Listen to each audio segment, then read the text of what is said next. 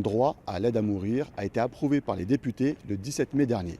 Portée par le député démocrate Olivier Falorni, cette proposition de loi encadre l'aide à mourir avec 5 critères. Être âgé d'au moins 18 ans, être français ou résider en France, être atteint d'une infection grave ou incurable, et celle-ci doit engager le pronostic vital en phase avancée ou terminale. Et enfin, l'individu doit être capable de manifester de manière libre et éclairée son désir de mettre fin à ses jours.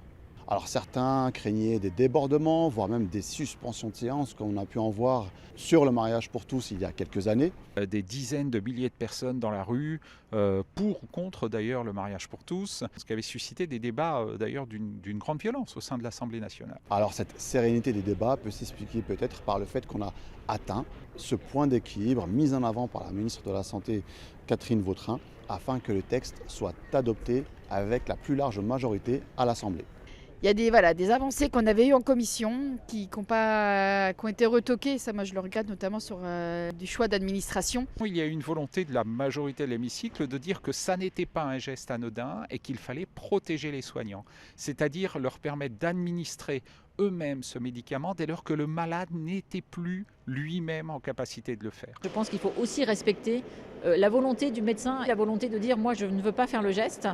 Les médecins, les soignants ont la clause de conscience, donc les médecins qui ne sont pas prêts à le faire ne sont pas obligés de faire ce geste. Et donc que l'auto-administration, le fait pour le malade d'avaler ou de s'injecter lui-même la substance soit la règle, me paraît être un point d'équilibre important sur ce sujet. On devrait donc arriver normalement au vote de ce texte prévu le 27 mai. Je vois un certain nombre de collègues réagir à chaque amendement. Et je crois qu'il y avait chez certains en tête l'idée de ralentir les débats de manière à ne pas aller au vote. Il y a quand même un député qui a tenté d'obstruction avec énormément d'amendements. Oui, certains de nos collègues ont déposé beaucoup d'amendements.